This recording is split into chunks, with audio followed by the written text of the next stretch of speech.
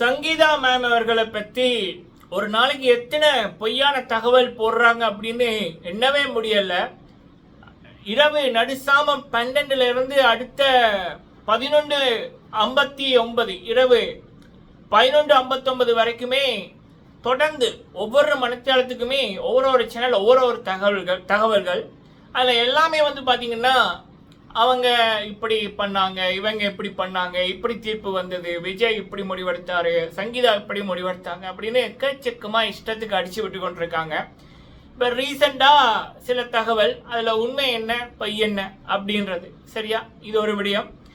ரெண்டாவது வாய்சன் ராசையா அவர்கள். வாய்சன் அப்படின்னா அவர் தனி ஒருத்தர் இல்லை, அவரோட ஒரு டீம் ஒன்று இருக்கு.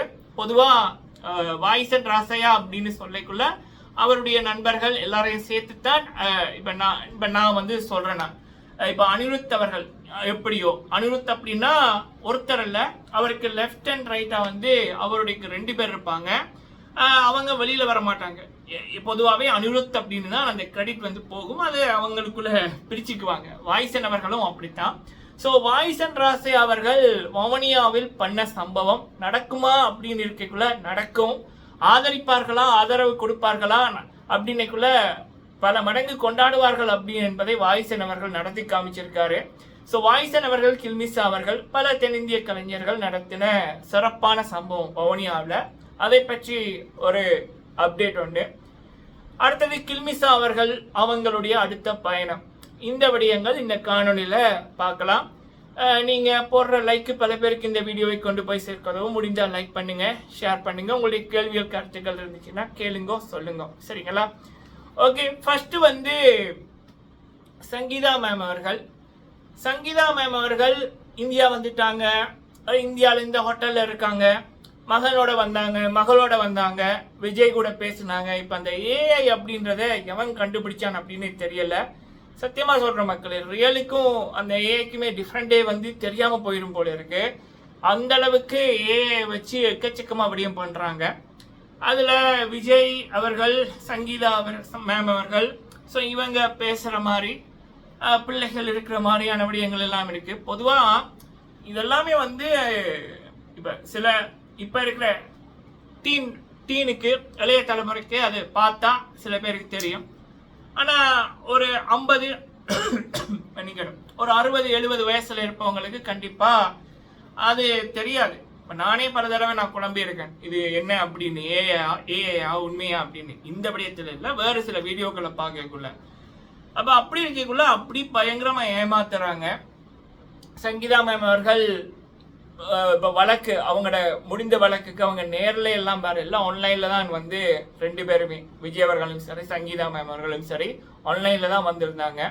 அதன் மூலம் தான் அந்த வழக்கெல்லாம் நடந்து, அந்த வழக்கு பார்த்தீங்கன்னா ஜூன் 15க்கு மாற்றப்பட்டிருக்கு. ஏன் அப்படின்னா சங்கீதா மேம் அவர்கள் 230 கோடி, 230 250 கோடியோ கேட்டாங்க. அதாவது தனக்கும் அவங்களுடைய பிள்ளைகளுக்கும் சேர்த்து பிரிவு ஏற்படைக்குள்ள அது இவங்க விஜய் அவர்கள் தரணும் அப்படின்னு. விஜய் அவர்கள் சைட்ல இருந்து அதெல்லாம் தர முடியாது, 35 கோடி, 230 கோடி எல்லாம் தர முடியாது, 35 கோடி தான் தர முடியும் அப்படின்னு சொன்னாங்க. ஸோ அதனால அந்த வழக்கு ஜூன் 15 போடப்பட்டிருக்கு. அதுக்கும் அவங்க நேரில் வருவாங்களா இல்லை ஆன்லைனில் தான் நடக்குமான்றது இனி வருகின்ற நாட்களில் தான் தெரியும். இதுதான் நடந்தது மக்களே. மற்றும்படி நேரில் வந்தாங்க, அழுதாங்க, ஹக் பண்ணாங்க, அப்படி நடந்தது இப்படி நடந்தது, சமரசமானாங்க, சண்டை பிடிச்சாங்க அப்படின்னு வர்றது எல்லாமே பொய், சரிங்களா? இந்த ஒரு பொய்யை தாண்டி ஒரு உண்மையை சொல்லைக்குள்ள பொய்யை சொல்றவங்கள்ட்ட எல்லாம் ஆமா சூப்பர் கரெக்டு அப்படின்ற மாதிரி இந்த கொமெண்ட் எல்லாம் வரும். ஆனா நம்ம ஒரு உண்மையை சொல்லைக்குள்ள உனக்கு எப்படி தெரியும், நீ எப்படி சொல்ற அப்படின்ற மாதிரி. அடுத்தது பொய் சொன்னா பல பேருக்கு போய் சேருது, வைரல் ஆகுது. ஒரு பொய்ய இல்லாத ஒன்ன சொன்னா போயிடும். ஆனா நடந்த ஒரு விடயத்தை சொன்னா அது போகுது இல்லை, கலியுகம். சரி, இது சங்கீதா மேம் அவர்கள் தொடர்பான அப்டேட் மக்களே.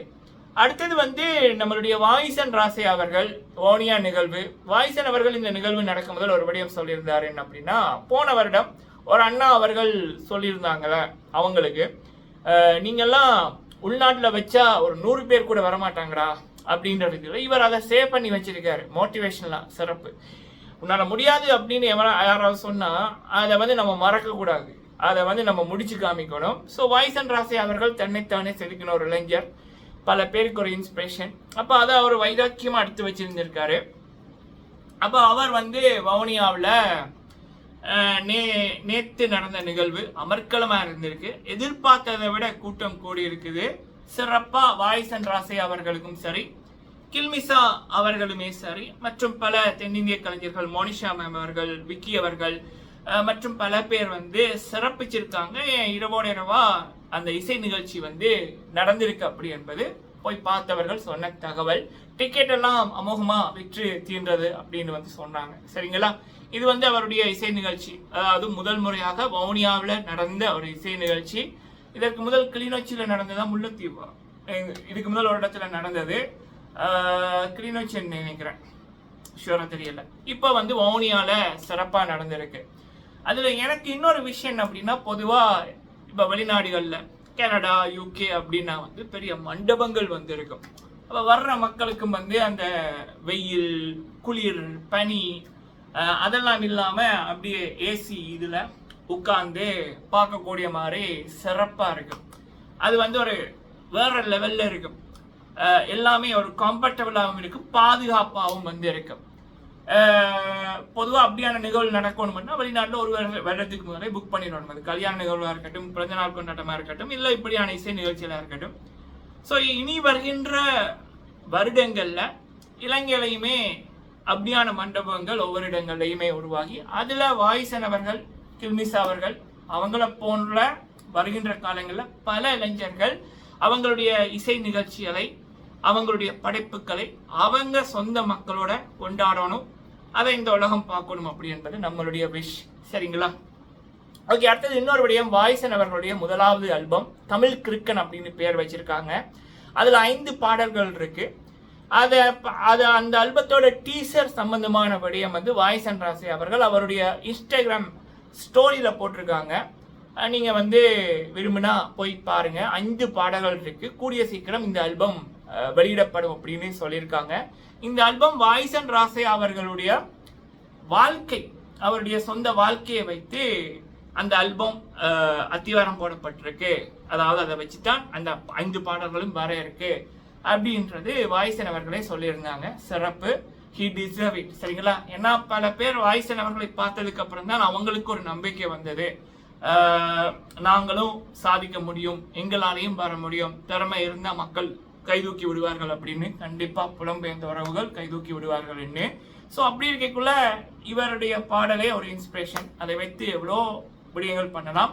இப்போ வாய்சன் அவர்களே அதை வைத்து ஆல்பம் போடுறது சிறப்பு. அடுத்தது கில்மிசா அவர்கள்.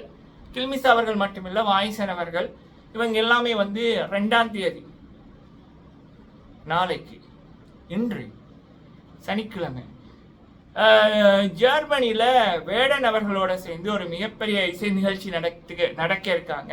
இந்த நேரத்துக்கு வந்து இறங்கியிருப்பாங்க அப்படின்னு நினைக்கிறேன். சரிங்களா, ஸோ இது வந்து அவங்களுடைய வெளிநாட்டு பயணம் தொடர்பான ஒரு அப்டேட்.